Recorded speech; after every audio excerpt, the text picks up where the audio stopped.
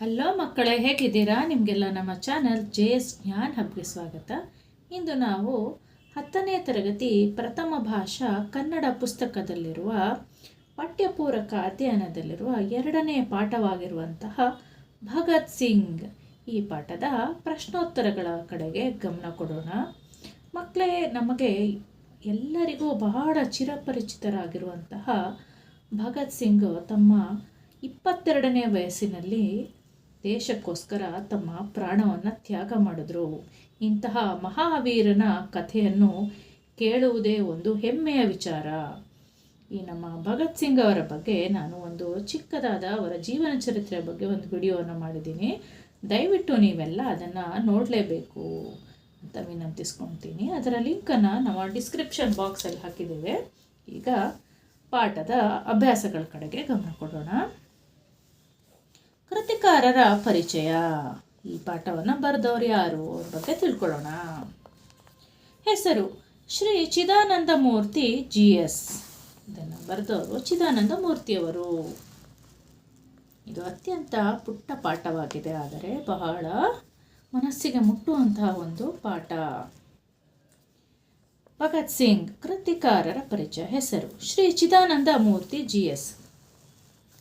ಇವರು 1970 ಗೊಪ್ಪೇನಹಳ್ಳಿ ಕೊಂಡಜ್ಜಿ ಪೋಸ್ಟು ತುರುವೇಕೆರೆ ತಾಲೂಕಲ್ಲಿ ಜನಿಸಿದ್ರು. ಶಿಕ್ಷಣ. ನಮ್ಮ ಕೃತಿಕಾರರ ಶಿಕ್ಷಣದ ಬಗ್ಗೆ ತಿಳ್ಕೊಳ್ಳೋಣ. ಮೈಸೂರಿನ ಮಾನಸ ಗಂಗೋತ್ರಿಯಲ್ಲಿ ಪ್ರಾಚೀನ ಇತಿಹಾಸ ಮತ್ತು ಪುರಾತತ್ವ ವಿಭಾಗದಲ್ಲಿ ಸ್ನಾತಕೋತ್ತರ ಶಿಕ್ಷಣ ಹಾಗೂ ಇಂಗ್ಲಿಷ್ನಲ್ಲಿ MA ಮಾಡಿದ್ದಾರೆ. ಇವರ ವೃತ್ತಿ. ಕೆಲವು ಪ್ರೌಢಶಾಲೆಗಳಲ್ಲಿ ಸೇವೆ ಸಲ್ಲಿಸಿರುತ್ತಾರೆ. ಪ್ರಸ್ತುತ ಸಾವಯವ ಕೃಷಿಯಲ್ಲಿ ತೊಡಗಿದ್ದಾರೆ. ಹಲವಾರು ಪ್ರೌಢಶಾಲೆಗಳಲ್ಲಿ ಕೆಲಸ ಮಾಡಿ ಈಗ ಸದ್ಯಕ್ಕೆ ಇವರು ಸಾವಯವ ಕೃಷಿಯಲ್ಲಿ ತಮ್ಮನ್ನು ತಾವು ತೊಡಗಿಸಿಕೊಂಡಿದ್ದಾರೆ ಅಂತ ಹೇಳಲಿಕ್ಕೆ ನಮಗೆಲ್ಲ ಹೆಮ್ಮೆ ಆಗುತ್ತೆ. ಆಯ್ಕೆ. ಜೀವನ ಸಾಧನೆ ಮಾಲಿಕೆಯ ಭಗತ್ ಸಿಂಗ್ ಜೀವನ ಚರಿತ್ರೆ ಕೃತಿಯಿಂದ ಆರಿಸಿಕೊಳ್ಳಲಾಗಿದೆ. ಜೀವನ ಸಾಧನೆ ಮಾಲಿಕೆ ಅನ್ನುವ ಮಾಲಿಕೆಯಿಂದ ಭಗತ್ ಸಿಂಗ್ ಜೀವನ ಚರಿತ್ರೆಯ ಕೃತಿಯಿಂದ ಇದನ್ನು ಆರಿಸಿಕೊಳ್ಳಲಾಗಿದೆ. ನಿಮಗೆ ಟೈಮ್ ಸಿಕ್ಕಿದಾಗ ಜೀವನ ಸಾಧನ ಮಾಲಿಕೆಯನ್ನು ಓದಲಿಕ್ಕೆ ಪ್ರಯತ್ನ ಪಡಿ. ಅಭ್ಯಾಸ. ಕೊಟ್ಟಿರುವ ಪ್ರಶ್ನೆಗಳಿಗೆ ಉತ್ತರಿಸಿ. ಜಲಿಯನ್ ವಾಲಾ ಬಾಗ್ನಲ್ಲಿ ಶಾಂತಿಯುತ ಸಭೆ ಯಾವಾಗ ನಡೆಯಿತು? 1919 ಏಪ್ರಿಲ್ 13ರಂದು ಜಲಿಯನ್ ವಾಲಾ ಬಾಗ್ನಲ್ಲಿ ಶಾಂತಿಯುತ ಸಭೆ ನಡೆಯಿತು. ಭಗತ್ ಸಿಂಗ್ ಜಲಿಯನ್ ವಾಲಾ ಬಾಗ್ನ ಮಣ್ಣಿನ ಕುರಿತು ತನ್ನ ತಂಗಿಗೆ ಏನೆಂದು ಹೇಳುತ್ತಾನೆ? ನೋಡಿ, ಅಲ್ಲಿಂದ ಈ ಪುಟ್ಟ ಬಾಲಕ ಮಣ್ಣನ್ನು ತಗೊಂಡು ಬರ್ತಾನೆ. ಆಗ ಅವನ ತಂಗಿಗೆ ಏನು ಹೇಳ್ತಾನೆ ಅಂತ ಕೇಳಿದ್ದಾರೆ.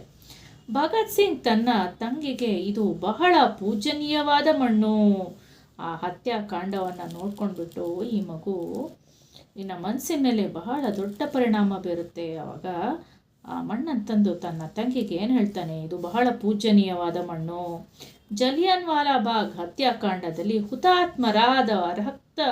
ಹುತಾತ್ಮರಾದವರ ರಕ್ತದಿಂದ ಈ ಮಣ್ಣು ಒದ್ದೆಯಾಗಿದೆ. ನೋಡಿ, ಎಷ್ಟೊಂದು ಜನ ಅಮಾಯಕರು ಇಲ್ಲಿ ಹುತಾತ್ಮರಾದರು.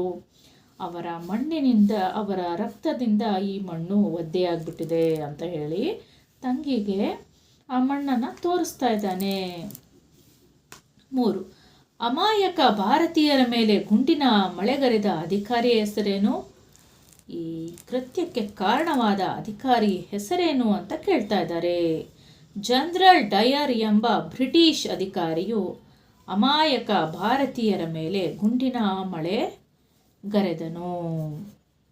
ಈ ಜನರಲ್ ಡಯರ್ ಅನ್ನೋನು ಬ್ರಿಟಿಷ್ ಅಧಿಕಾರಿ ಅಮಾಯಕ ಭಾರತೀಯರ ಮೇಲೆ ಗುಂಡಿನ ಮಳೆಯನ್ನು ಸುರಿಸ್ತಾನೆ. 4. ಭಗತ್ ಸಿಂಗ್ ಜಲಿಯನ್ ವಾಲಾ ಬಾಗ್ ಮಾರಣ ಹೋಮದಿಂದ ತೆಗೆದುಕೊಂಡ ಇದನ್ನೆಲ್ಲ ನೋಡ್ಕೊಂಡು ಬಂದ ನಮ್ಮ ಭಗತ್ ಸಿಂಗ್ ಯಾವ ನಿರ್ಧಾರವನ್ನು ತೆಗೆದುಕೊಡ್ತಾರೆ ಅನ್ನೋದನ್ನು ಕೇಳ್ತಿದ್ದಾರೆ.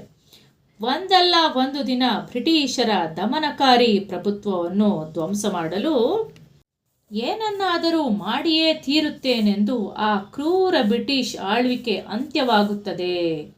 ಈ ಬ್ರಿಟಿಷರ ಕೆಟ್ಟ ವರ್ತನೆ, ಇವರ ಆಳ್ವಿಕೆಯನ್ನು ನಾನು ಏನನ್ನಾದರೂ ಮಾಡಿ ಅಂತ್ಯವನ್ನು ಮಾಡೇ ಮಾಡ್ತೀನಿ. ಆಗ ಮಾಡಿಯೇ ತೀರುತ್ತೇನೆ. ಆ ಕ್ರೂರ ಬ್ರಿಟಿಷ್ ಆಳ್ವಿಕೆ ಅಂತ್ಯವಾಗುತ್ತದೆ ಎಂದು ನಿರ್ಧರಿಸಿದನು. ಆಗ ಇವರ ಕ್ರೂರತ್ವ, ಇವರ ಆಳ್ವಿಕೆ ಅಂತ್ಯ ಆಗುತ್ತೆ, ಕೊನೆ ಆಗುತ್ತೆ ಅಂತ ನಿರ್ಧಾರ ಮಾಡ್ತಾನೆ. ಇದೇ ರೀತಿಯ ವಿಡಿಯೋಸ್ಗಾಗಿ ದಯವಿಟ್ಟು ನಮ್ಮ ಚಾನಲನ್ನು ಸಬ್ಸ್ಕ್ರೈಬ್ ಮಾಡ್ಕೊಳೋದನ್ನು ಮರೆಯಬೇಡಿ. ನಿಮಗೆಲ್ಲ ಈ ಪಾಠದ ಪ್ರಶ್ನೋತ್ತರ ಅರ್ಥ ಆಗಿದೆ ಅಂತ ತಿಳ್ಕೊತೀನಿ. ಈ ಪಾಠದ ಎಕ್ಸ್ಪ್ಲನೇಷನನ್ನು ನನ್ನ ನೆಕ್ಸ್ಟ್ ವಿಡಿಯೋದಲ್ಲಿ ನೋಡ್ಬೋದು. ದಯವಿಟ್ಟು ಲೈಕ್ ಮಾಡೋದನ್ನು, ಯೂಸ್ಫುಲ್ ಇರೋರಿಗೆ ಶೇರ್ ಮಾಡೋದನ್ನು, ಮತ್ತು ನಿಮಗೆ ಇದ್ರ ಬಗ್ಗೆ ಏನಾದರೂ ಕ್ವಶನ್ಸ್ ಇದ್ದರೆ ದಯವಿಟ್ಟು ಕಮೆಂಟ್ ಮಾಡೋದನ್ನು ಮರಿಬೇಡಿ. ಧನ್ಯವಾದಗಳು.